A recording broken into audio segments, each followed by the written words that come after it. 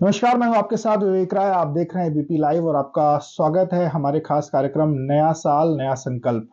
जी हाँ, कुछ ही दिनों में 2024 आने वाला है और इस नए साल में का क्या नया संकल्प रहने वाला है, ये हम जानने की लोगों से कोशिश कर रहे हैं। और इस वक्त जो खास मेहमान हमारे साथ मौजूद हैं वो उत्तर प्रदेश अल्पसंख्यक कल्याण मंत्री दानिश आजाद अंसारी साहब हैं। बहुत बहुत स्वागत है आपका दानिश साहब। जी, बहुत शुक्रिया। दानिश साहब, चूंकि 2024 को मात्र चंद दिनों बचे हैं 2024 को आने में, 2023 खत्म होने वाला है। ये साल भी काफी खास रहा, पर 24 के लिहाज से अगर बात की जाए, आपका इस नए साल को लेकर के क्या नया संकल्प खुद के लिए रहने वाला है? सबसे पहले तो देखिए, 2023 निश्चित तौर पे हम सब के लिए उपलब्धियों भरा वर्ष रहा, सेवा का वर्ष रहा, प्रदेश और देश को विकास की तरफ आगे बढ़ाने वाला वर्ष रहा और जनता के उत्थान का वर्ष रहा।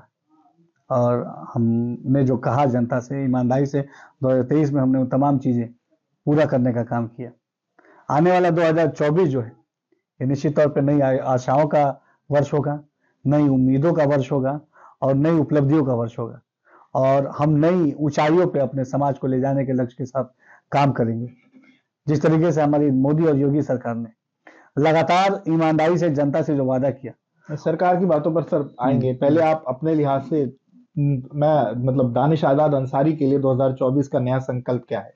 आप अपने लिए क्या नया देखिए, संकल्प दानिश मानते आजाद अंसारी के लिए 2024 का संकल्प ये है हैं? कि प्रधानमंत्री मोदी जी और योगी जी ने जो जनता से वादा किया, जनता के उत्थान का, अल्पसंख्यक समाज की तरक्की का, पासमानदा समाज की उन्नति का, हमारी जो मुस्लिम महिलाएं हैं, मुस्लिम बच्चियां हैं, उनको तरक्की से जोड़ने का, उन तमाम वादों को हमें धरातल पर पूरा करना है। जिस तरीके से आज आप देखिए कि एक विश्वास का भाव हमारे युवाओं में और अल्पसंख्यक समाज में हमारे सरकार के प्रति है, तो ये निश्चित तौर पे ये विश्वास हमारी जिम्मेदारी और बढ़ाता है। हमें पूरी ईमानदारी से अपने समाज जो यंगस्टर्स हैं उनकी शिक्षा के लिए, यंगस्टर्स के जॉब अपॉर्चुनिटीज के लिए, उनको बेहतर रोजगार से और बेहतर भविष्य कनेक्ट करने के लिए काम करना है। और यही हमारा संकल्प है। प्रधानमंत्री मोदी और योगी जी ने जो संकल्प उठाया है, वही संकल्प दानिश आजाद अंसारी का है कि हमें ईमानदारी से समाज की सेवा के लक्ष्य के साथ काम करना है। राजनीति के माध्यम से हम सबका लक्ष्य होना चाहिए समाज की सेवा। और यही दानिश आजाद अंसारी का भी संकल्प है कि 2024 में हमने अच्छी शिक्षा का जो वादा किया, उस अच्छी शिक्षा को हम धरातल तक पहुंचाएंगे। हमने जो रोजगार का वादा किया, उस रोजगार को हम धरातल तक पहुंचाएंगे। अच्छा दानिश भाई, अगर आपके विभाग की बात की जाए, क्योंकि विभाग जो आपका अल्पसंख्यक कल्याण विभाग है, हमने जब 2014 में प्रधानमंत्री मोदी आए उसके बाद से लगातार एक हाथ में कुरान एक हाथ में कंप्यूटर का जिक्र सुना। 2017 से उत्तर प्रदेश में योगी आदित्यनाथ की सरकार है, तब से लगातार इस पर काम हो रहा है। पर फिर अभी 2022 से जो दोबारा सरकार बनी, आप मंत्री हैं, हम इसमें भी लगातार मदरसा मॉडर्नाइजेशन और तमाम इन चीजों को देख रहे हैं। 2024 के लिए किस तरीके से मदरसे को लेकर के संकल्प की बात की जाए, या जो माइनॉरिटी से समाज से आने वाले बच्चे हैं उनकी शिक्षा में कैसे उनको कहीं ना कहीं और विकास किया जाएगा और विकसित शिक्षा के तौर पर उनको दिया जाएगा, या क्या उसमें नयापन हमें देखने को मिलेगा 2024 में? देखिए, 2024 में हमारे मदरसा अगर शिक्षा की बात की जाए, तो हम मदरसा शिक्षा को आधुनिकता से जोड़ने की तरफ तेजी से आगे बढ़ रहे हैं। हमारे 2017 के बाद से, जब से हमारे उत्तर प्रदेश में योगी सरकार आई, तभी हमने मदरसा में दीन इस्लाम के साथ साथ आधुनिक शिक्षा को भी जोड़ा। एनसीईआरटी कोर्स लागू किया। मदरसे में दीन इस्लाम के साथ बच्चा मैथ, साइंस और कंप्यूटर की भी शिक्षा ले रहा है। और अब हम 2024 में एक स्टेप आगे बढ़ते हुए आर्टिफिशियल इंटेलिजेंस को भी मदरसों में हम लागू करेंगे। आर्टिफिशियल इंटेलिजेंस की पढ़ाई, उसके बारे में जानकारी, उसके बारे में जागरूकता और उसको कैसे अपने डेली लाइफ में हमारे जो मुस्लिम यूथ है उसको कनेक्ट कर सकते हैं, इसके बारे में ज्यादा से ज्यादा प्रचार प्रसार हम करेंगे।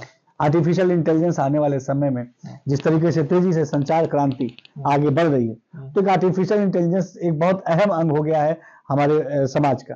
तो सकारात्मक रूप से आर्टिफिशियल इंटेलिजेंस को कैसे हम इस्तेमाल कर सकते हैं, इसके बारे में भी हम ठोस कदम आने वाले 2024 में उठाएंगे। इसके साथ साथ हमारे जो माइनॉरिटी यंगस्टर है, इसको हम कैसे अच्छे से स्पोर्ट्स से कनेक्ट करें, स्पोर्ट्स की एक्टिविटीज में इसको इन्वॉल्व करें, ताकि मदरसे में पढ़ने वाला बच्चा इसका ओवरऑल डेवलपमेंट हो और ये समाज के किसी भी फील्ड में आगे जाए। ये इस दिशा में हम काम करेंगे। अच्छा, इसके साथ साथ जो हमारी माइनॉरिटी गर्ल्स हैं, उन माइनॉरिटी गर्ल्स को हम रोजगार से, बेहतर करियर अपॉर्चुनिटीज से बेहतर भविष्य कनेक्ट करें। इस नियत से हम तमाम ऐसी योजनाएं लागू करेंगे। खासतौर पे हमारे जो पासमानदा मुस्लिम समाज है, जिस पासमानदा मुस्लिम समाज की बात प्रधानमंत्री जी हर मंच से करते हैं, खुले मंच से, उस पासमानदा समाज को विकास से जोड़ने के एजेंडे के साथ तमाम योजनाओं को पासमानदा समाज तक पहुंचाने का काम करेंगे।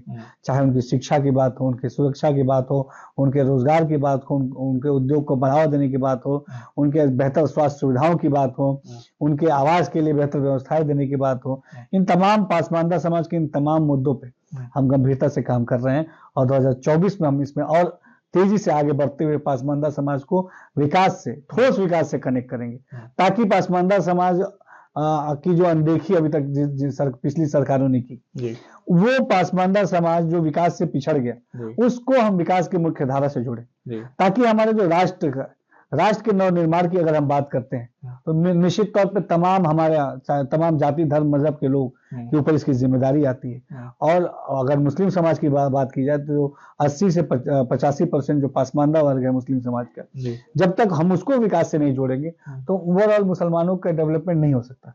तो हम पूरे मुस्लिम समाज को डेवलपमेंट से जोड़ते हुए उसको राष्ट्र के मुख्य धारा में, उस विकास के मुख्य धारा के विकास में उसकी सहभागिता रहे, इन चीजों को सुनिश्चित करेंगे। इन सबसे तर एक और आइडेंटिटी भी आपकी है, और वो आइडेंटिटी है भारतीय जनता पार्टी के कार्यकर्ता के तौर पर। और वो भारतीय जनता पार्टी कार्यकर्ता जिसको कहीं ना कहीं जो बाकी दल हैं, विपक्षी दल हैं, वो ये कहता है कि मुसलमान वो भारतीय जनता पार्टी के साथ नहीं है। पर आप भारतीय जनता पार्टी के साथ बहुत पहले से जुड़े रहे, तो उसका आप इस वक्त उसका नुमाइंदगी भी कर रहे हैं। तो कहीं ना कहीं मुसलमानों के बीच में भारतीय जनता पार्टी को लेकर के जो एक परसेप्शन क्रिएटेड है, उसको कैसे तोड़ने की क्या कोई लक्ष्य आपके जहन में है, या कैसे आप उस लक्ष्य को तोड़ने के लिए लगेंगे? देखिए, मैं आम मुस्लिम परिवार से आता हूँ जी, और अगर आम मुसलमानों के घरों की बात की जाए तो आम मुसलमानों के अंदर भारतीय जनता पार्टी के प्रति कहीं कोई झिझक नहीं जी, कहीं कोई कंफ्यूजन नहीं जी, कहीं कोई ऐसा ना डर है ना भय। ये कुछ विपक्षी दल, खासतौर पे समाज में नाम लेके बता रहा हूँ, समाजवादी पार्टी और कांग्रेस पार्टी, इसने हमेशा मुसलमानों को गुमराह करने का काम किया, मुसलमानों को डराने और बहकाने का काम किया, और भारतीय जनता पार्टी के खिलाफ भड़काकर खास साजिशन मुस्लिम समाज को विकास से पीछे ढकेलने का काम किया। क्योंकि भारतीय जनता पार्टी ने हमेशा, जब भी सरकार में आई भारतीय जनता पार्टी, तो भारतीय जनता पार्टी में सही मायनों में मुस्लिम समाज को डेवलपमेंट से जोड़ा। और यही बात तमाम कांग्रेस को या समाजवादी पार्टी को हजम नहीं होती कि मुस्लिम समाज कैसे डेवलपमेंट की तरफ आगे बढ़ रहा है। लेकिन आज भारतीय जनता पार्टी प्रधानमंत्री मोदी जी के नेतृत्व में और उत्तर प्रदेश में हमारे मुख्यमंत्री योगी आदित्यनाथ जी के नेतृत्व में हमने ईमानदारी से मुसलमानों को विकास से कनेक्ट किया है, अच्छी शिक्षा से कनेक्ट किया है। तो क्या मुसलमान वोट देगा भारतीय जनता पार्टी को 2024 में? निश्चित तौर पर दे रहा है। आज आप देखिए 2022 में 23 में जो लोकसभा और विधानसभा के उपचुनाव हुए, रामपुर हो, आजमगढ़ हो, जो अल्पसंख्यक बहुल क्षेत्र है, जिन पे समाजवादी पार्टी जिन सीटों पे अपना दावा करती थी, उन सीटों पर भारतीय जनता पार्टी के प्रत्याशी जीत के आए, जहां 50% से ज्यादा मुस्लिम आबादी है। तो बिना मुस्लिम समाज के वोट के वहां पे कोई भी प्रत्याशी नहीं जीत सकता। तो अगर वहां भारतीय जनता पार्टी का प्रत्याशी ने जीत हासिल की है, तो इसका साफ और स्पष्ट मतलब है कि मुस्लिम समाज ने खुले दिल से और खुले मन से भारतीय जनता पार्टी के पक्ष में मतदान किया। 2023 का निकाय चुनाव जो हुआ, उस निकाय चुनाव में उत्तर प्रदेश भर में मुस्लिम समाज ने बढ़ चढ़कर भारतीय जनता पार्टी के प्रत्याशियों को वोट दिया। और अल्पसंख्यक बाहुल नगर पालिका में, जहां पे 60 और 70% से ज्यादा मुस्लिम आबादी है, वहां पर भी भारतीय जनता पार्टी के प्रत्याशी जीत के आए। और भारतीय जनता पार्टी ने बड़ी संख्या में मुस्लिम समाज के लोगों को भी टिकट दिया, नगर पालिका के चेयरमैन के लिए, नगर परिषद के चेयरमैन के लिए, पार्षद के लिए, सभासद के लिए, और लगभग 12 ऐसे चेयरमैन जीत के आए मुस्लिम समाज के, जिनको मुसलमानों ने जीता के भेजा भारतीय जनता पार्टी के सिंबल पे। और लगभग 80 से अधिक ऐसे पार्षद और सभासद जीत के आए जो भारतीय जनता पार्टी के सिंबल पे जीते। तो इतनी बड़ी संख्या में जीत का साफ मतलब है कि मुसलमानों ने अब उस डर से मुक्ति पा ली है, जिस डर को उनके जहन में साजिशन समाजवादी पार्टी और कांग्रेस पार्टी ने बैठाया था भारतीय जनता पार्टी के खिलाफ। आज मुस्लिम समाज अपने आप को विकास से जोड़ने के एजेंडे के साथ काम कर रहा है, अपने आप को डेवलपमेंट से जोड़ने के लिए आगे बढ़ रहा है, और निश्चित तौर पे भारतीय जनता पार्टी ईमानदारी से उनके विकास के लिए काम कर रही है। तो क्या 2024 के लोकसभा चुनाव में उत्तर प्रदेश में मुस्लिमों को टिकट मिलेगा? आपको ऐसा लगता है 80 लोकसभा सीटें में आपको क्या लगता है कितने ऐसे मुस्लिम प्रतिनिधित्व होने चाहिए? क्योंकि विपक्ष यही लगातार सवाल उठाता है कि मुसलमानों को प्रतिनिधित्व नहीं मिलता भारतीय जनता पार्टी। देखिए, टिकट देना मुसलमानों के डेवलपमेंट का कोई पैरामीटर नहीं, और तमाम विपक्षी दल इस तरीके के बेबुनियाद आरोप लगाते हैं। आज उत्तर प्रदेश के विधान परिषद में मुस्लिम एमएलसी समाजवादी पार्टी के मुस्लिम एमएलसी से ज्यादा है। भारतीय जनता पार्टी के पास 4 मुस्लिम एमएलसी अच्छा, और समाजवादी पार्टी के पास 4 से कम मुस्लिम एमएलसी। ये आप लोग पता लगा लीजिएगा। और भारतीय जनता पार्टी ने सेंटर में राज्यसभा में भेजने का काम किया मुस्लिम समाज के लोगों को। भारतीय जनता पार्टी ने आम मुस्लिम समाज को एमएलसी बनाने का काम किया। तमाम निगम बोर्ड आयोग है वहां उनको प्रतिनिधित्व देने का काम किया मुस्लिम समाज के लोगों को। तो आज भारतीय जनता पार्टी सबका साथ सबका विकास के नारे के एजेंडे पे काम कर रही है। और निश्चित तौर पे अब विपक्ष का कोई भी झूठ, कोई भी ऐसे कंफ्यूज करने वाला एजेंडा अब नहीं चलने वाला। 2024 लोकसभा चुनाव आप क्या देख रहे हैं? उत्तर प्रदेश से कितनी सीटें भारतीय जनता पार्टी? 2024 का लोकसभा चुनाव प्रधानमंत्री मोदी जी के नेतृत्व में हम लड़ेंगे और उत्तर प्रदेश की पूरी 80 की 80 सीटें, हर सीट पर कमल का फूल खिलेगा और प्रधानमंत्री मोदी जी देश में तीसरी बार फिर से भारत के यशस्वी प्रधानमंत्री बनेंगे। और देश के विकास का जो उन्होंने वादा किया है, देश का विकास का जो उनका एजेंडा है, भारत को विश्व के सामने मजबूत बनाने का जो उनकी नीति है, निश्चित तौर पर नीति पे और हम आगे बढ़ेंगे और हमारे भारत का नाम, हमारे भारत का विकास हम सुनिश्चित करेंगे। बहुत बहुत शुक्रिया बात करने के लिए। तो आप दानिशाद अंसारी जी को सुन रहे थे, जिन्होंने एबीपी लाइव से अपने नए साल के संकल्प के बारे में बताया और ये भी बताया कि किस तरीके से मुसलमानों को लगातार भारतीय जनता पार्टी प्रतिनिधित्व दे रही है। वहीं 2024 में उत्तर प्रदेश की सभी 80 लोकसभा सीटें एनडीए के खाते में जाने का उन्होंने दावा भी किया।